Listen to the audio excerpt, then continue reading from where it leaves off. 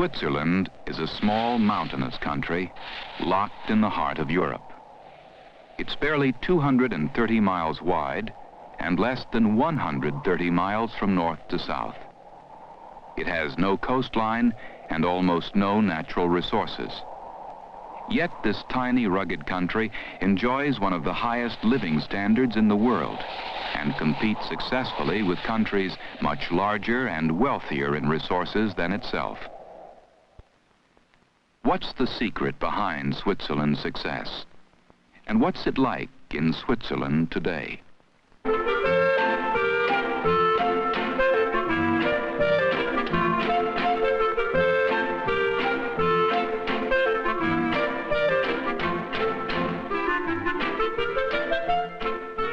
Politically, Switzerland is a federation of 25 sovereign states called cantons. Each canton has its own government, its own capital, and largely decides its own affairs. Bern is the capital of the country and the seat of the federal government. The Swiss people are a mixture of many different origins and speak 3 main languages. In the blue area to the west, it's French. In the black, it's German, or the Swiss equivalent they call Schweizerdeutsch. In the red areas to the south, it's Italian. An ancient language called Romansh, derived from Latin, is still spoken in the yellow areas. Physically, Switzerland is a country of towering mountains and picture postcard villages. Each year, tourists spend over $1 billion enjoying its great natural beauty.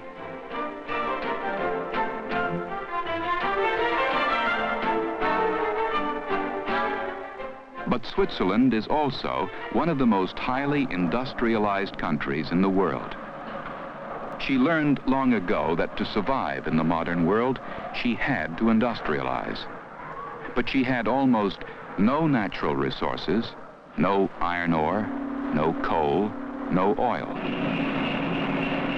Switzerland solved this problem by concentrating production on goods that needed a minimum of raw materials, but a maximum of human skills. Skills that call for patience, ingenuity, a love of precision and minute detail. Over the centuries, they've developed their special skills so well that today the Swiss worker is his country's most important natural resource. 90% of the cost of a Swiss watch is human labor. The Swiss believe that to work is good, and to work hard is even better. Whether he drives one of Switzerland's trans-European express trains, pilots a Swiss aircraft, or assembles delicate components for space exploration, the Swiss worker does his job with a dedication seldom matched in other countries.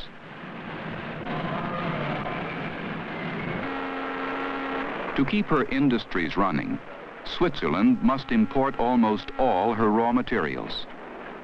Much enters the country through the inland port of Basel, Switzerland's northern border city on the River Rhine. Basel is over 550 miles from the open sea, yet it's one of Europe's busiest ports.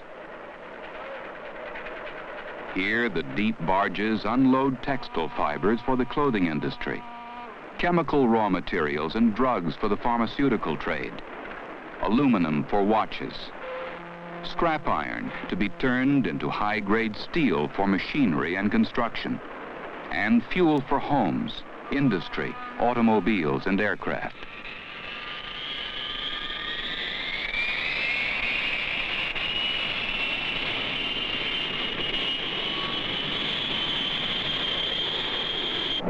Other imports enter the country on a railroad system that has more track per square mile than any other country in the world.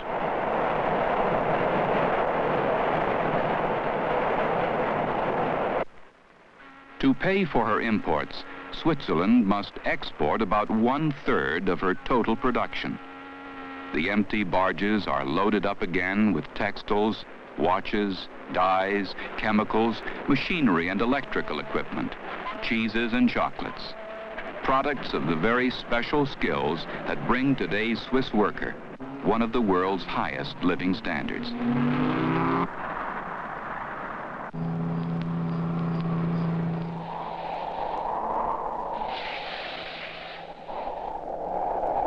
But industrialization brings its own special problems.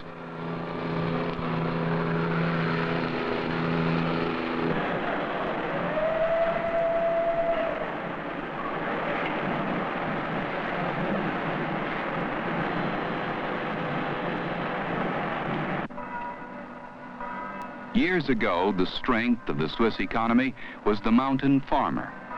Grain from his fields, beef and dairy products from his cattle helped feed the towns and cities.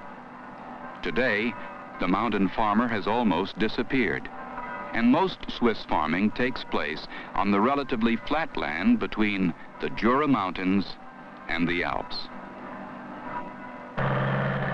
Here, mechanization is possible, and with it, higher and better crop yields per acre. Yet even with modern farming methods, Switzerland must still import over 70% of all foodstuffs she needs.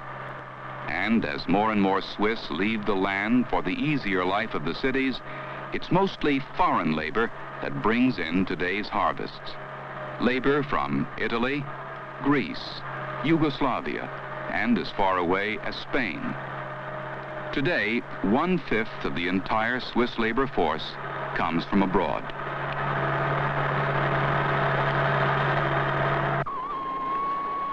As with industry, Swiss farming has its special problems too. One of these is the increasing use of pesticides. Pesticides increase crop yields by keeping crop diseases under control and destroying bugs and insects that feed on fruits and vegetables. But pesticides have their dangers too. They can wash off the land into rivers and lakes, killing fish and river life, endangering drinking water supplies, and upsetting the delicate balance of nature.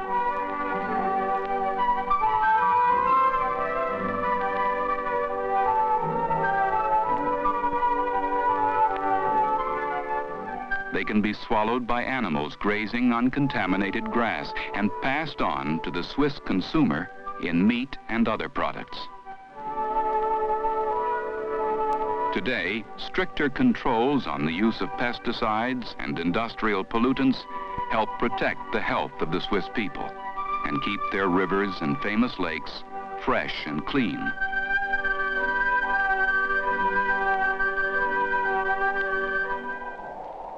High above the farmlands lies Switzerland's only major natural resource, an unlimited supply of snow.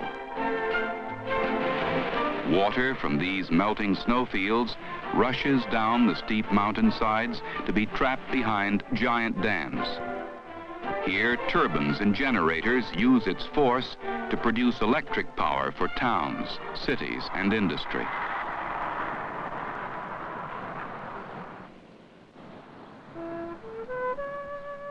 At the southwestern tip of Switzerland is the ancient city of Geneva.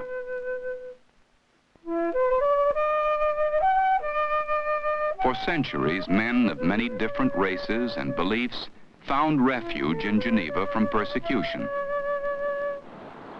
John Calvin, the reformist preacher, lived and taught in Geneva. His teachings and ideas crossed the Atlantic with the Pilgrim Fathers.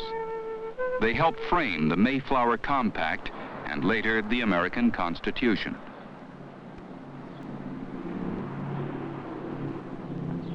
Today, Geneva provides a quiet meeting place for men of many nations to talk over the problems of the world.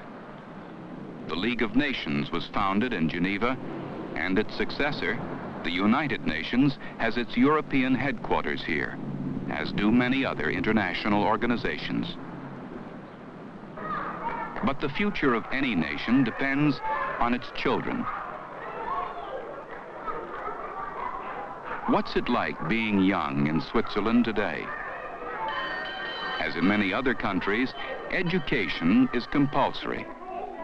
But a child growing up here, in the heart of Europe, in a country of mixed races and origins, has opportunities that other children don't have. In school, he soon learns that different sorts of people think and act in different sorts of ways. And maybe this early mixing is all to the good, for Switzerland is a country almost entirely free of strife and social unrest.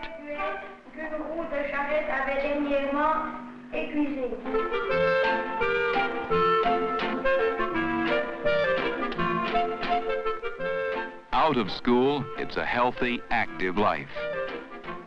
When winter comes, it's time for fun on some of the world's finest ski slopes. But even in Switzerland, it takes time to become an expert.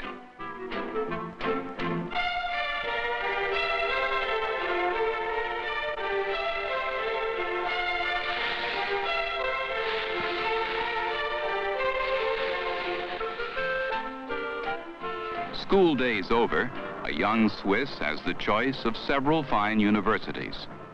But whether he goes to one or not, every physically fit Swiss male must do his military service.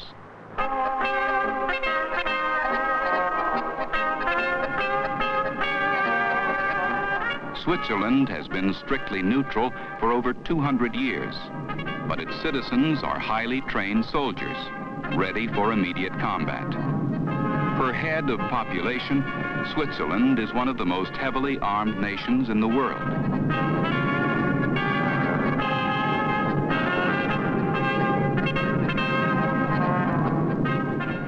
After university, some Swiss graduates work in research laboratories.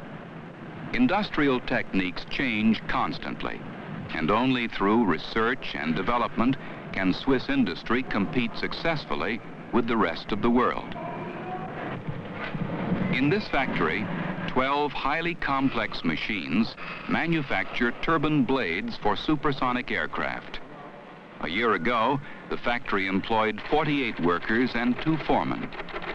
Today, one Swiss-designed computer and a skilled operator do the same volume of work in less time and with no errors.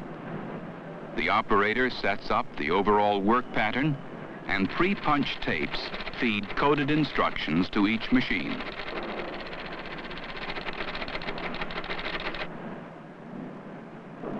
Increased automation is helping to solve Switzerland's chronic labor shortage problem. With many tasks now done quicker and more efficiently by machines, workers can be trained for more highly specialized jobs, and higher skills mean higher wages. So automation benefits both Swiss industry and its workers.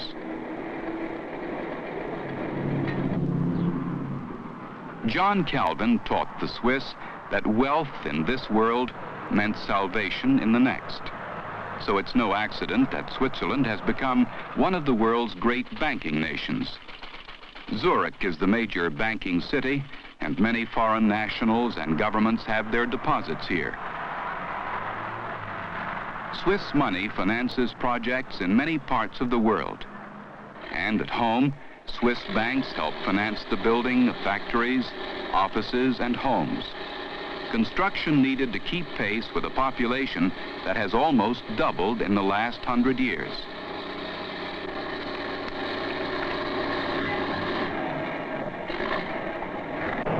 In less than a century, Switzerland has changed from a basically agricultural economy to a highly industrialized nation. The mountain farmer, once the economic strength of Switzerland, has almost disappeared. New needs, new methods of cultivation have replaced him. The old country lanes have given way to modern motor roads, linking city to city and factory to factory. And today, the once quiet cities are alive with the bustle of industry and commerce. For a tiny mountainous country locked in the heart of Europe, with no coastline and few natural resources, Switzerland has done remarkably well for itself. By concentrating on its one major resource, its people, by developing their very special talents, Switzerland today enjoys one of the highest living standards in the world. It has a stable, democratic government, and its people, of mixed origins and races, manage very well to live and work and play peacefully, side by side. Maybe there's a lesson to be learned for today's troubled world from the little country of Switzerland.